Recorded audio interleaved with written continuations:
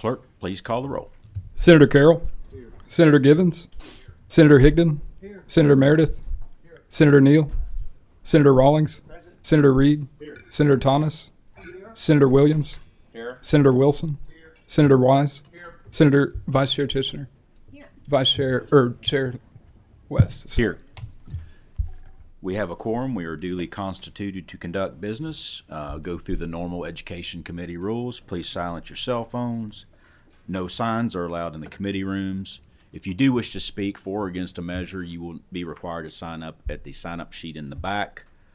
And those are the general rules. Do any members have introductions? Senator Thomas. Mr. Chair, as you know, we have a number of teachers who always come here from Fayette County during the course of our session, and that's certainly true today. We have several teachers. I want to mention their schools and ask them to stand, please. We have teachers from Mill Creek Elementary. We have teachers from Rise STEM Academy and from Coventry Oak Elementary. I want all those teachers from the Fayette County Public Schools to stand today. Thank you for your service, and I ask that they be given a warm welcome, Mr. Chair.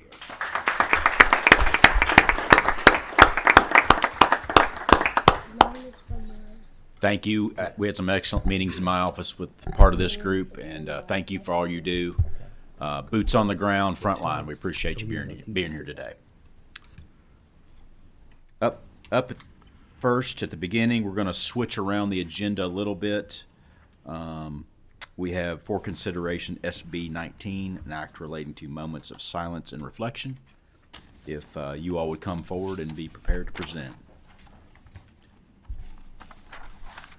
You've been here, both have been here before, you know the deal. Whenever you're seated and ready, state your name for the record, make sure the green light is on, and proceed. Thank you, Chair.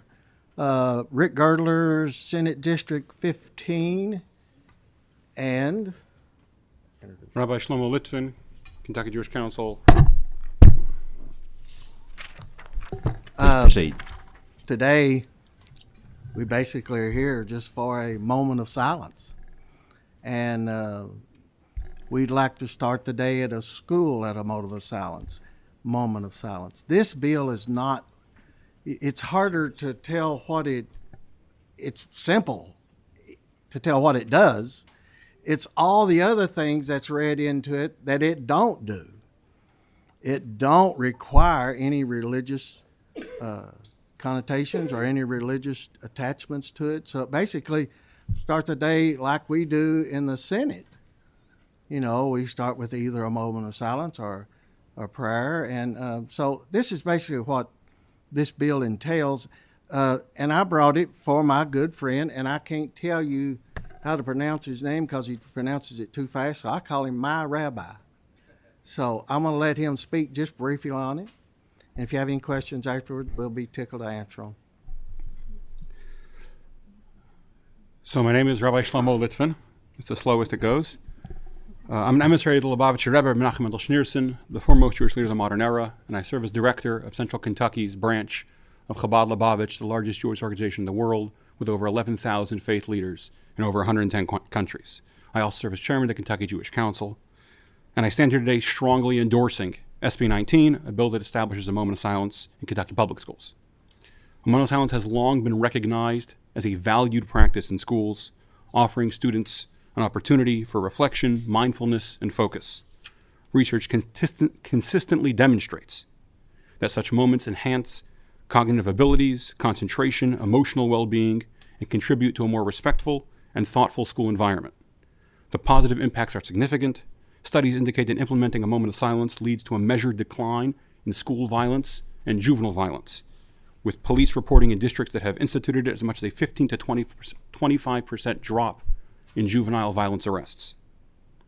Furthermore, it fosters an important sense of self-worth among students and strengthens their respect for one another. As we explore meaningful ways to uplift and support our students, a brief 60 to 120 seconds of silent reflection is a simple yet powerful tool that can make a real difference. This bill enjoys broad bipartisan support in both the House and Senate, with no recorded opposition from a member of either caucus in the last 2 years as it came before the House. Importantly, Senate Bill 19 does not infringe on religious freedom. It is crafted by Jewish leaders here in the Commonwealth of Kentucky and has been endorsed by rabbis from across the state, as well as religious leaders from a diverse range of faith groups and secular mental health professionals.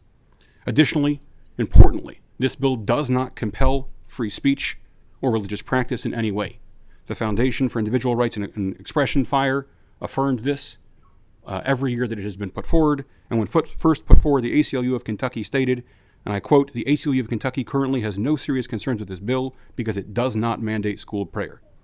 SB 1 represents a common sense bipartisan step towards enhancing the well-being of Kentucky students. It provides a simple yet effective way to promote mindfulness, reduce violence, and create a more focused learning environment.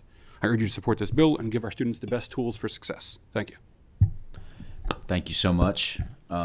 We do have some speakers, one in particular to speak against. We're going to hold that for now. We're going to open it up for questions, and then we'll bring the other speakers forward. Do any of the members on the committee have questions on this bill, Senator Tishner? Thank you both for bringing this forward. I'm supportive of this. Just a question. We're changing some language in 5 to what appears to already be the law, that they have a moment of silence for a minute. Do we see this being applied in our public schools currently? Not as I know of. Now, none of my grandkids that go to school have never mentioned anything about a moment of silence. So none that I know of. Now, the rabbi may know of something different. There is not a single school district in Kentucky, unfortunately, that currently utilizes this law. This law not only extends it to either the option of 60 seconds to 120 seconds, but it also specifies what the purpose is of, and importantly, ensures that a teacher, from whatever their persuasion be, their religious affiliation be, cannot tell the students how to use this time. That is a conversation between every student and their parents, ensuring that conversation remains where it belongs, outside of school and in the home, and encourages that to take place. But no, it is currently, unfortunately, not being utilized district-wide in a single district in Kentucky. I think that's unfortunate, especially given the stats that you just read off regarding violence and discipline issues that this could possibly solve. And I think about just kids who are scattered, rushing out the door, who every morning is stressful with young kids and getting kids to school when they typically aren't chomping at the bit to go, and to have a moment to just take a deep breath even and have some silence. I would really encourage our teachers and our administrators to enforce this, what we already have on the books, and hopefully we can put a little bit clarification in there of what its purpose is. But thank you so much. Thank you. Seeing no further questions at this time, if you guys would step back for a second, I'm going to bring, the way I'm going to handle this is I'm going to bring everyone that's signed up forward at the same time. And so we have 3. We have Kathy does not want to speak. Mindy Haas and Ben Freed. If you would step forward.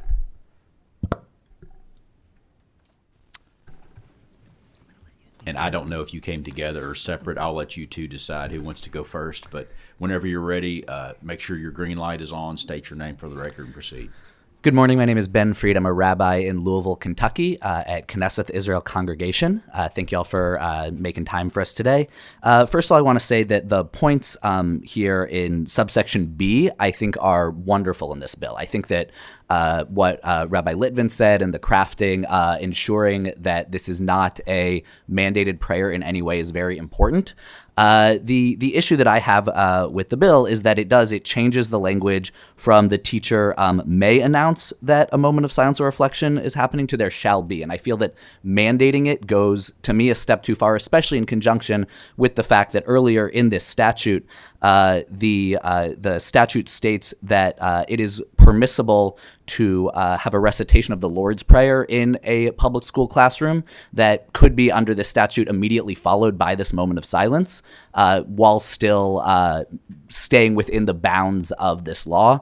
I find that to be somewhat problematic for a Jewish kid who would be in a classroom and would, even though they would not be required to say the Lord's Prayer, but that the Lord's Prayer could be announced and said by the classroom, followed by a moment of silence, to me, would make that child feel either compelled to do something that was not a part of their religious tradition, or at the very least feel very left out. So I think that the way that the statute is currently crafted and that this moment of silence may happen, I think is sufficient. I think that the added language around ensuring that there's nothing coercive is wonderful, and I support it. I just take issue with the mandated moment of silence rather than a permissible one.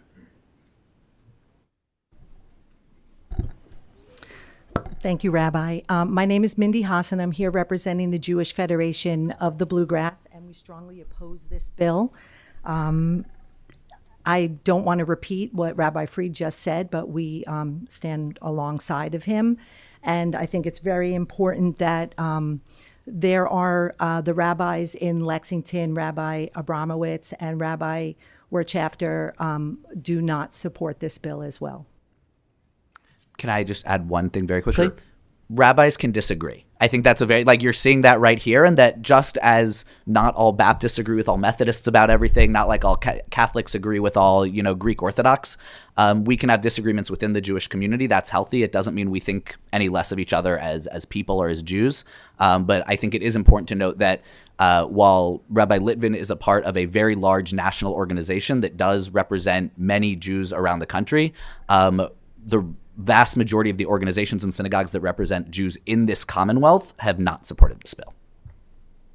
Thank you so much. Do we have any members with questions? Just if you could stay just a second. We have any members with questions for this particular group? Senator Carroll. Thank you, Mr. Chairman. Changing the language from shall to may would not address your problem. If for those schools that allow it, those teachers that allow it, the issue is still there. Right. I think that for me, the language is currently may. I think subsection B adds additional language that prevents coercion.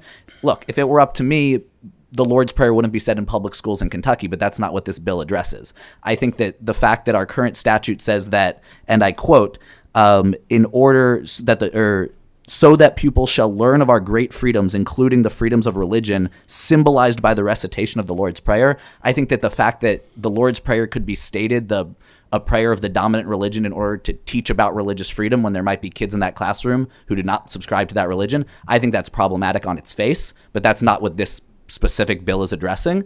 And so I'm just bringing up my issues with this specific bill. I have larger, broader issues with the statute as written, but that's not the point of this bill.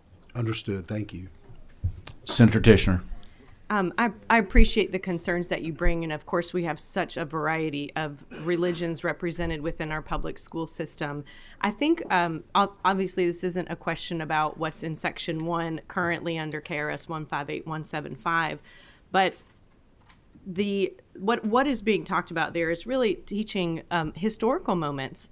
The reasons the Pilgrims came here, the reason was for religious liberty and in order to spread the gospel of Christ, and that is in the Mayflower Declaration. That's the Mayflower Compact. That's what it says. So it's a historical element, and I think it's interesting to note. A lot of people may not know this. One of the oldest laws on the books here in America is the Old Deluder Satan Act, and it formed public schools so that you could educate students how to read so that they could learn to read the Bible. So we have a deep, deep history of Christianity in this country, and I think teaching that as a historical fact to our students can be incredibly valuable, alongside letting them know this is voluntary. It's not something required, but just a statement. Thank you. Thank you so much. Senator Thomas. Sorry, Senator. Ms. Haas, good morning. It's good to see you again. Good morning. Ms. Haas, I guess this is my religious day at the Capitol,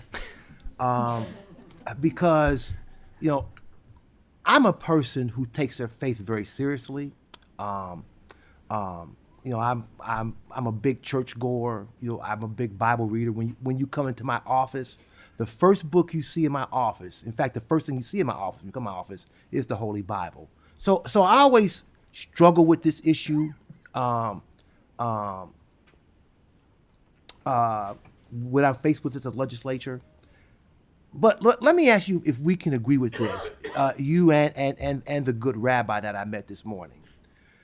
As I read this bill, there's nothing that prohibits a Jewish student or a Muslim student, or a Christian student for that matter, from using this moment of silence to think about religion in the context of which they've been trained. Can we agree on that, Ms. Haas and dear Rabbi? Absolutely. As I said, I think that subsection B is well structured in order to ensure that I would be much more against this bill had it not been for subsection B. I appreciate the wording and the writing of subsection B. I still don't like the bill, but I think that subsection B is helpful in alleviating what would be even greater concerns.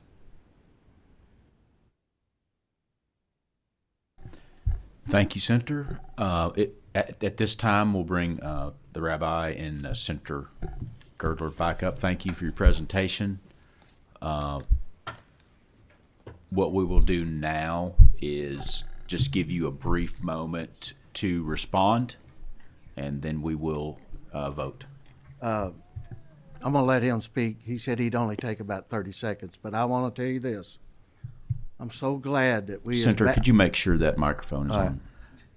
He's going to take about 15 seconds, 30 seconds. I'm so glad to hear that we as Baptists can fight over the carpet and split the church, and I'm hearing that the Jewish synagogues have the same issue. So I'm glad to hear that. So thank you. Go ahead.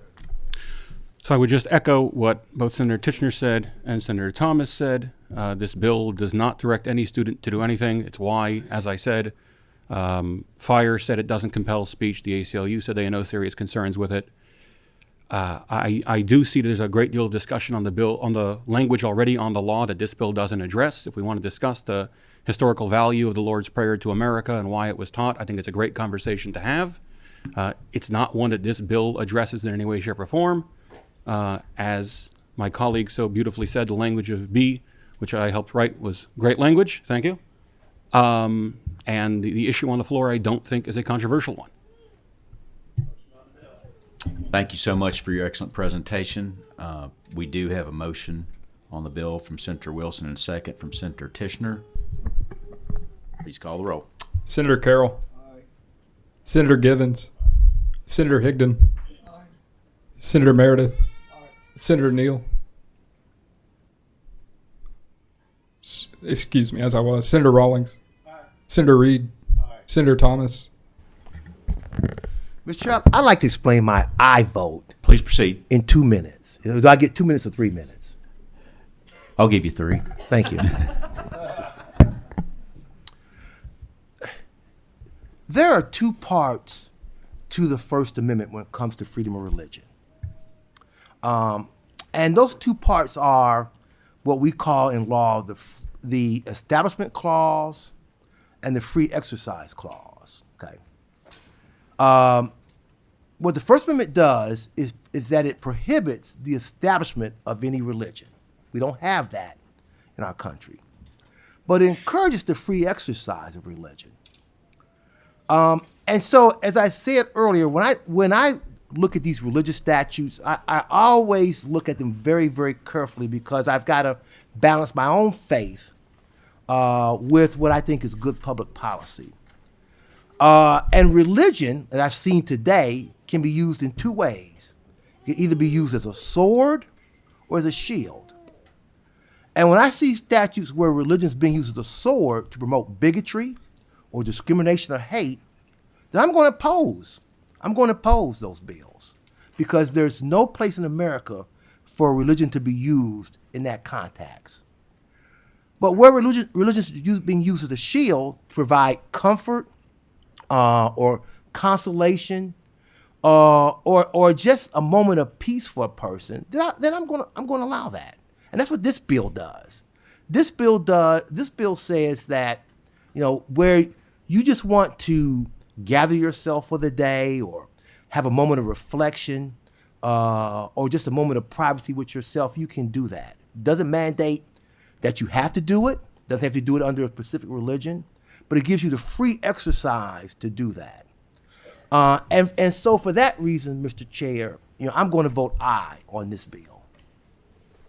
Thank you, Senator. Senator Tichenor. Senator Williams. Aye. Senator Wilson. Senator Wise. Aye. Chair West. Aye. Senate Bill 19 passes unanimously with favorable expression.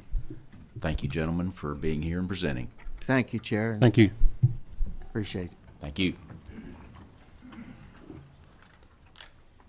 Up next on the agenda, we have SB 83, an act relating to key scholarships for students attending non-certified schools.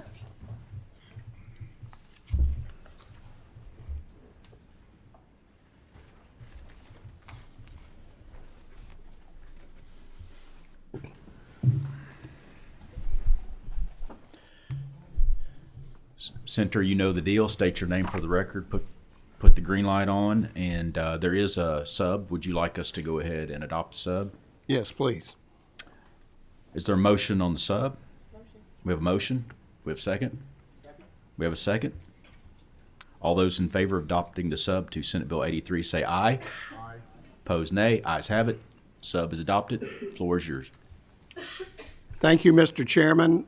Senate Bill 83 should be very familiar to this committee because we've passed it, I think, about 5 years in a row. I carried the bill last year, and it's something that our former colleague, Senator John Schickel, carried very religiously, since we're talking about religion. But this has nothing to do with religion. It has to do with the Key Scholarship. And basically what this does, it allows our homeschool students to be on par with our public school students in the Keys Award. What you have before you in the substitute, the way that this is accomplished, if you look at pages 6 and 7 in your substitute, it takes, and with their score on the ACT, it actually does translate that to a GPA. And so with that translation, then you can actually figure out how much their award would be in regards to keys, like for a yearly award, multiply that times 4. And then they would also be eligible for the supplemental award on page 10. And let's just say, for instance, that they had a let's look, see, page 6. And let's say they had a 3.7 equivalency for their score on the ACT would be $425 yearly award, multiplied times 4, that'd be $1,700. And then if you go to the supplemental award, which is on page 10, that would show you what that would be.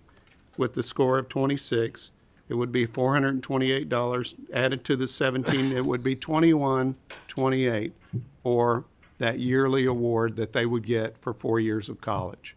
And that's simply what the bill does. It's very straightforward. And for that, I am open to any questions that anyone may have in regards to this bill. Like I said, it's something we've passed, but I think this is the 5th year that we've done this. So anyone have any questions, I'm glad to answer. Thank you, Senator Wilson. Do we have any questions from members on Senate Bill 83? Seeing none, we have a motion from Senator Williams. We have a second from Senator Rawlings. Please call the roll. Senator Carroll. Aye. Senator Givens. Aye. Senator Higdon. Aye. Senator Meredith. Aye. Senator Neal. As I was. Senator Rawlings. Aye. Senator Reed. Aye. Senator Thomas. Aye. Senator Tishner. Aye. Senator Williams. Aye. Senator Wilson. Aye. Senator Wise. Aye. Chair West. Aye. Senate Bill 83 passes unanimously with favorable expression. Thank you, Senator. Thank you, Mr. Chairman and members of the committee. Appreciate that. Up next on the agenda we have today Senate Joint Resolution 55, Joint Resolution directing Kentucky's public post-secondary institutions to combat anti-Semitism.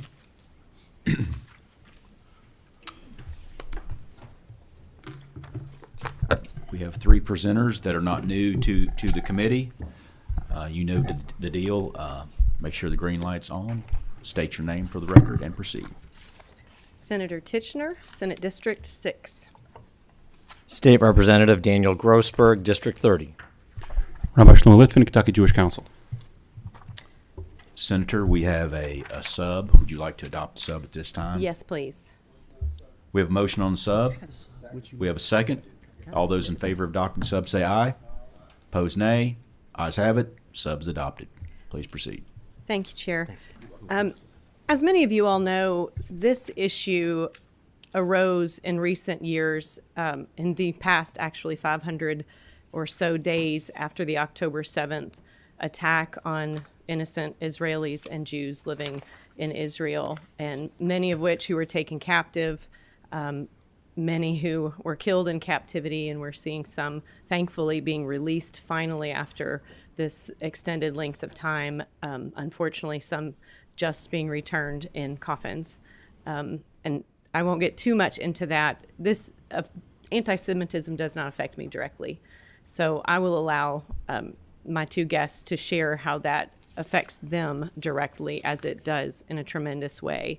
But what this resolution does simply is to enforce some measures with our universities, because after October 7th, it was quite shocking to see just 5 days after the attacks, there were events already happening on our college campuses. Flyers were going out with images of hang gliders coming into landing, which was how some of the terrorists landed into those areas in order to murder and kidnap those Jewish civilians. So it was shocking to see such a quick reaction from the pro-Palestine and ultimately what I would argue a pro-Hamas groups on our college campuses all across the United States and all across many of our institutions here at Kentucky. And so this is to address that issue, to put in some measures where our institutions are proactive to fight against anti-Semitism on our college campuses, as it is our obligation to make sure every student on our college campuses feels welcome and safe and has an environment to receive the education they're seeking. So I just want to go through this real briefly and specifically what the resolution will do. By January of 26, all the governing boards of Kentucky post-secondary institutions shall adopt policies to combat anti-Semitism that include the definition of anti-Semitism according to the International Holocaust Remembrance Alliance that we have previously adopted as this body in Senate Joint Resolutions in past years. The policy shall require the notification of students of the rights that are protected under Title VI of the Civil Rights Act and how that student may file a complaint in case they feel like their rights have been violated. And also to give notice of our current statutes under KRS 344450, which provides a civil right of action, a civil cause of action to enjoin further violations and recover damages if their rights have been violated. It also requires the universities to create policy that would identify all Jewish groups that seek to serve Jewish students attending the institution as community resources to the same extent as any other religious organization that is recognized by that institution. This was the major change also in the committee sub. We had specified one group, although we want all groups to be recognized, and that was the intent. We singled out one group because that group wasn't being recognized alongside other organizations. So I do hope, even removing specified names of Jewish organizations, we will still be able to enforce this with our universities, that they are addressing every Jewish organization equally. The policy shall also require defunding and disbanding any student organizations that have been found to provide resources to designated terrorist organizations, which of course is a federal violation, and then to report those to the appropriate law enforcement. We're also asking our universities to collect some data on anti-Semitism on their campuses and report that to CPE, and CPE to then put that on their website and report it to us in the interim to the appropriate committees. And with that, I will turn it over to whoever would like to go first. Thank you, Senator Tichenor, and thank you to Chairman, to the committee, to everyone who has worked behind the scenes. I know many of you have gotten phone calls from leaders of the Jewish community advocating for this, and it means a lot that you all are making the time and space and thus far seem supportive of this effort. As you all know, I am no stranger to anti-Semitism. Incidents of reported anti-Semitism are up exponentially. According to the Anti-Defamation League, there was a 400% increase in incidents in recent years from 2015 to October 7th, 2023. After October 7th, we saw a 400% increase compounded on that already high level. And because of those last 3 months of the year, the entire year was a 250% increase over 2022, or now a tenfold increase over the prior 10-year period. If these numbers sound staggering, they should be. This vile hatred is infecting every avenue of public life. Our colleges and universities are not immune, even in Kentucky. As a microcosm, there were just 2 reported major incidents in Kentucky from January 1st, 2023 to October 7th, and there were 14 from October 7th to December 31st. Many of you here on this committee have seen me share reports of incidents, particularly when they take place on or around our universities. And let me be clear, there have been incidents at every one of our institutions of higher learning. Jews are subjected to assault, harassment, vandalism, bomb threats, and swatting, among many other bad acts. By and large, our schools are doing very little to react. We have had students find anti-Semitic and threatening flyers on their doors. We have had them had to stare down protesters calling for their death, praising the rape, murder, and torture of their fellow Jews. We have had professors openly praise the terrorist attacks of October 7th and calling for more. In one case, of which several members of this committee are aware, the school said this was protected free speech and was uncompelled by the argument that Jewish students deserve the same legal protection from a hostile learning environment due to their protected class because Jews were not a protected class. I asked what would happen if a professor praised slavery and encouraged its return, and I was told that professor would be terminated because that case was different. We have had students in Kentucky bullied and harassed to the point that they leave school altogether. In many cases, these incidents are coordinated by groups that are designated by the Justice Department as hate groups and by the State Department as terrorist groups. And again, our schools have often done little, sometimes nothing, to react. In many states, the public universities are facing massive Title VI violation lawsuits filed by the Justice Department, costing tens of millions of dollars each. This bill simply guarantees our Jewish students the same protections as every other group discriminated against on the basis of race, religion, or ethnicity. And quite shockingly, quite often our public funds are financing these hate and terror groups on campus, and the schools have told us there's nothing we can do to stop it. You have heard me in my emails, my texts, and my phone calls complain and ask for help. And once again, it means the world that we are here today to finally do something about it. And I want to personally thank and praise Senator Tichenor for taking the lead on this. I had phone calls over the last several days, and I can only take credit for some of the idea and some of the editing, but the genesis of the bill was her effort along with the Combat Anti-Semitism movement. Thank you, Mr. Chairman. Shalom. My name is Rabbi Litvin still. I serve as chairman of the Kentucky Jewish Council. I also serve as director of the Chabad Jewish Student Center at the University of Kentucky. I serve on the University of Kentucky's religious advisory staff. Do you have an additional guest with you? Oh, right. Yes. This is Moshe Levi Yitzchak Litvin. He also works at the Kentucky Jewish Student Center. He greets people at the door.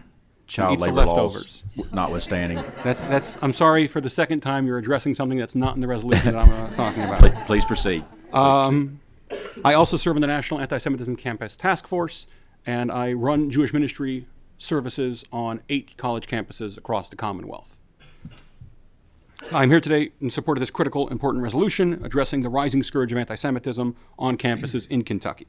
I'm here to give voice to Jewish students that have been repeatedly silenced and to stand for simple morality. The issue of anti-Semitism on campus is a national one, and Kentucky is no exception, with administrations far too often unwilling to address or even acknowledge the problem.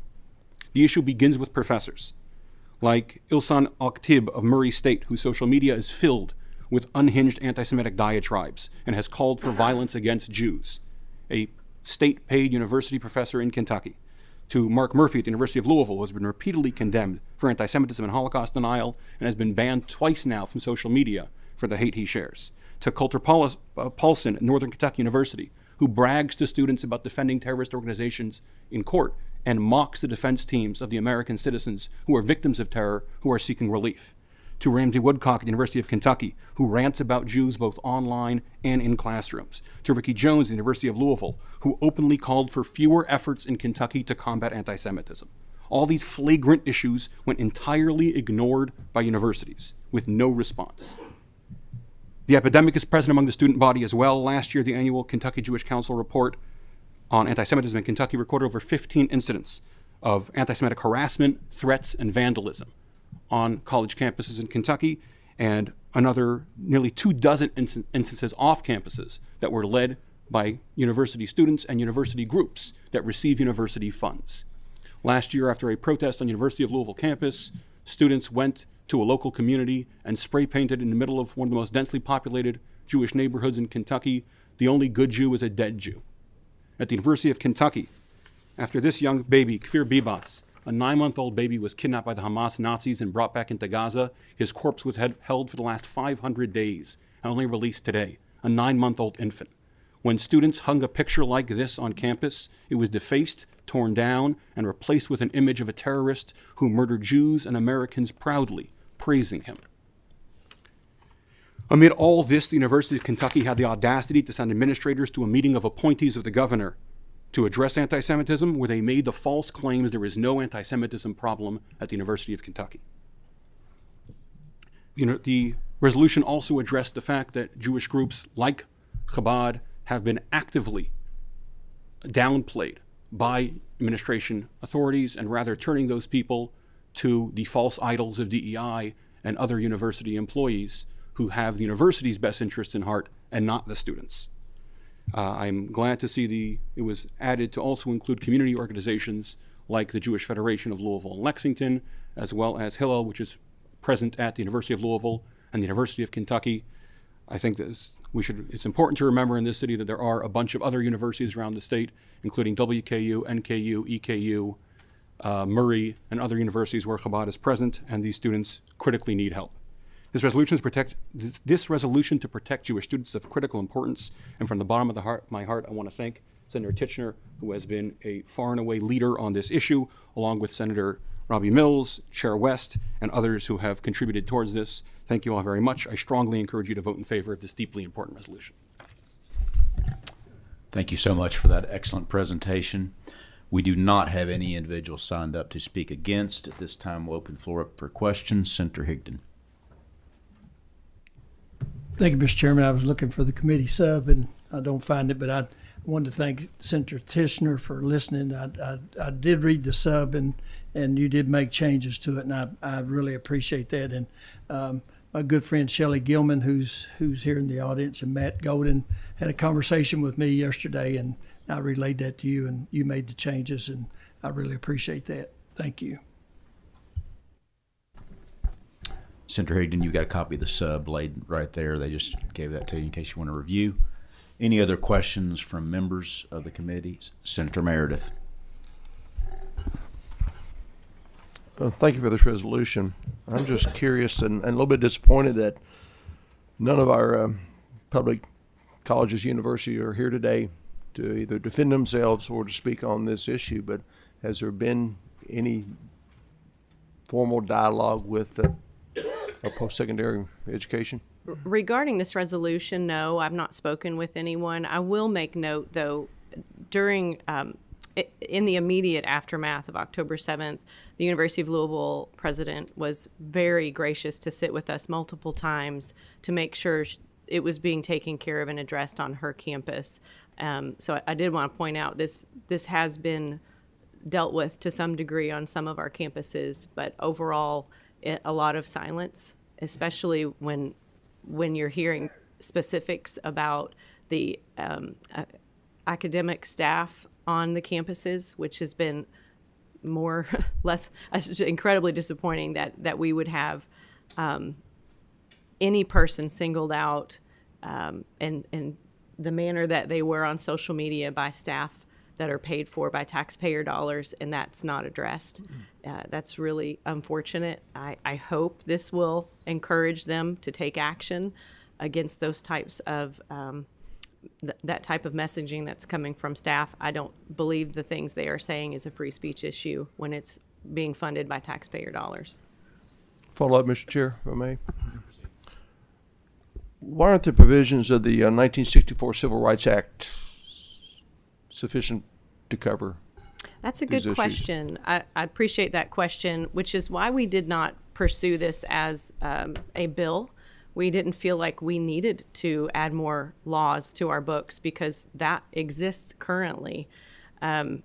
It's been fascinating to watch this entire circumstances around October 7th develop across the nation, because we have seen a complete disregard for our civil rights, Title VI, in regard to Jewish students specifically.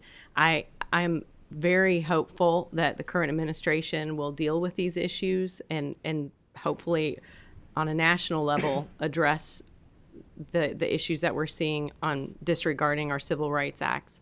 But I don't know why it's not. That's a good question. I have a theory that we have some ideology that's creeping into our universities, has been for probably a long time. That is, I would just say it. I think it's the DEI component that is dividing people, separating them in groups and classifying one person better than the other, that one is an oppressor and one is oppressed. And they have somehow distinguished that Jews are oppressors. And I can't say that's, publicly stated, but we sure see the results of that type of ideology in regard to Jewish students on campuses. If I may, for a second. Please proceed. Senator Tichenor and I obviously disagree on the genesis of what the distinction is, but there is no doubt that Jews are not getting the same protections on campuses, and the universities have told us as such that they don't believe that Jewish students count as a protected class, which goes against all the case law and against what the Justice Department is doing with these massive, massive lawsuits. And this resolution hopefully will obviate the reasons behind a potential cause of action or lawsuit against our universities. Similarly, there are already laws on the book that say that you shouldn't use public funds for terrorist or hate organizations, and our universities say that they are, I don't remember the exact term, but it's something like politically neutral, so that even if it is a terrorist organization or a hate group, that they would provide the same amount of funds. And I asked, are you telling me that if the KKK wanted to open a chapter on one of your campuses, that you would let them and use student funds? And the answer was yes, as long as they fill out the proper paperwork and get the 2 faculty sponsors and so on and so forth. So this resolves those issues and clarifies that the law does not allow public funding either through our university professors or through the student groups for hate groups and terrorist groups. Just to comment on that, while the university might say they would welcome the KKK as easily as they welcomed SJP, which is an equally hateful group, I think we all know that to not be true. I think the answer to both your questions are linked. Why do we need this resolution if the law is already here? And why is the University of Kentucky and other universities who have lobbyists in Frankfurt today, who have administrators in the room today, why are they not speaking on this? That's exactly why we need this resolution. Because the law says they have a responsibility to protect Jewish students along with everyone else, and they are shirking that responsibility. Because the law already states they have every single one of the things that are written in this resolution. And we're not creating new law here. We are calling on the universities to respect the law, to protect the Jewish students as they have to. And the fact that not a single one of them showed up today to defend themselves or speak on this issue, because when we come to issues of anti-Semitism on campus, they are not only not addressed, they are not even acknowledged. And that's why we're here today. I would just note that last night we had a class at the Jewish Students at the University of Kentucky. Today is Chaf Bei Shvat. It's a Jewish holiday. It's the anniversary of passing of Reb Chaim Mishka Schneerson, a Jewish leader. And I spoke about her efforts as a teenager to go to the local college campus, where during Soviet Russia, Jewish groups were outlawed, and she would go quietly from Jewish student to Jewish student to invite them to synagogue. She was risking her life at 15, 16 years old to ensure Jewish students could attend.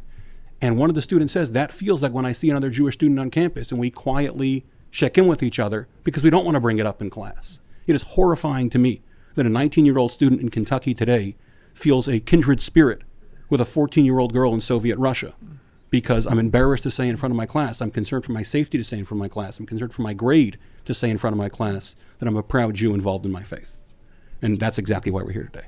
And I appreciate that, but my concern is if they're ignoring federal law, they're going to ignore this.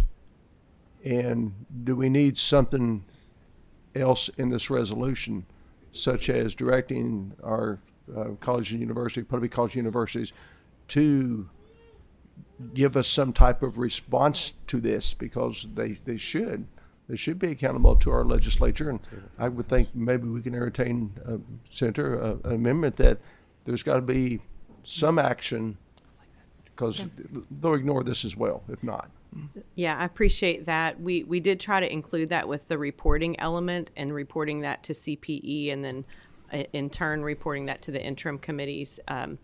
But I'm open to any other additional enforcement mechanisms. We definitely want our universities to be following both federal and state law as it stands. So please let's keep talking about it. Well, again, it goes back to our original statement that I'm disappointed they're not here. I would be defending myself if I were in a situation, if they see serious charges, they are, but I would suggest that maybe we try to amend this to make them accountable to our legislature for addressing this. Thank you. And I will add one thing. They're supposed to, with this, notify students of their rights and their path forward if they have had their rights violated. And I think a lot of this, laws can be overlooked, ignored, if the people don't speak up for themselves. This empowers them to have the knowledge to go down the path. And oftentimes a student who's faced anti-Semitism and are victims of abuse of their civil rights don't know what to do, and they just simply don't report it because they don't know how. And if this can empower with knowledge, empower students to report the incidents, it will then hold them more accountable to follow the Civil Rights Act and the statutes we have in place. Again, if they ignore federal law, they ignore this, and I think you already have a cause of action, and I think that's the only way you're going to really bring them to the table, other than force them to have some accountability to our legislature. That's all I have, Mr. Chair. Thank you. Seeing no further questions, I'll kind of end this up. I have a comment personally.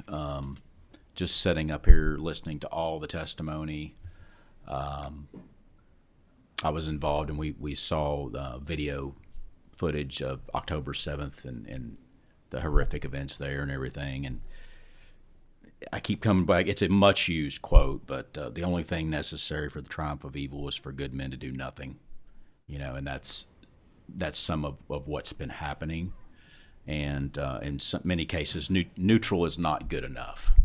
And to Senator Meredith's comments, SJR 55 would be our way of speaking up. That would be the Kentucky General Assembly, if passed through both chambers. We would be speaking up, and hopefully the universities would listen. So thank you for this presentation. Do we have any further questions? We have a motion from Senator Wise on SJR 55. Do we have a second? We have a second from Senator Rawlings. Please call the roll. Senator Carroll. Senator Senator Givens. Senator Higdon. Senator Meredith. Senator Neal. Senator Rawlings. Senator Reed. Senator Thomas. Mr. Chair, I'd like to explain my I vote, and I only need 2 minutes this time. Please proceed. You got 3 minutes. 3 comments. First of all, respectfully, I would disagree with Rabbi Lippman regarding UK's approach to the events of October 7th.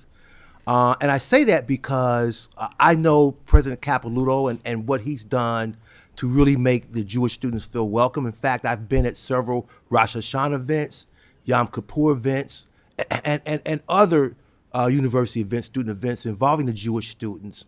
And I've seen, how welcoming and how warmly the Jewish students have been treated there at UK. And Rabbi Litvin has been at those events with me. And I will say, as far as the UK's response to student protests that we saw across the country, I think UK did an excellent job of muting a lot of those events. And I applaud President Capilouto to that. Secondly, regarding Senator Meredith's point about the university not showing up, I can look around this room today and see that Kentucky State University is present, see that Morehead State is present, see that University of Kentucky is present, see that Eastern Kentucky University is present. So just because they're not speaking doesn't mean they don't have an interest, a very sincere and deep interest in this legislation, and will certainly report back to their universities what has happened so that their universities can be apprised of what action we took today.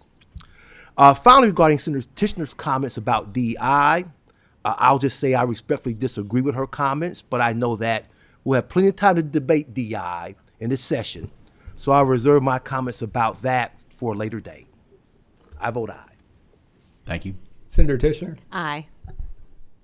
Senator Williams? Aye. Senator Wilson? Aye. Senator Wise? Aye. Chair West? Aye. Pass. Senate Joint Resolution 55 passes unanimously with favorable expression. Thank you so much for the excellent presentation. Thank you. Thank you. Up next on our agenda for today, as usual, we have education regulations simply on the agenda for review. I would remind all members that this committee is much like the Administrative Regs Committee. We have the same power as Administrative Regs. We have the power to ask for a deferral, or we have the power to find any of these regs deficient. Do we have any motions or actions on these regulations this time? Seeing none. We have any announcements, further announcements? Seeing none. This meeting is adjourned.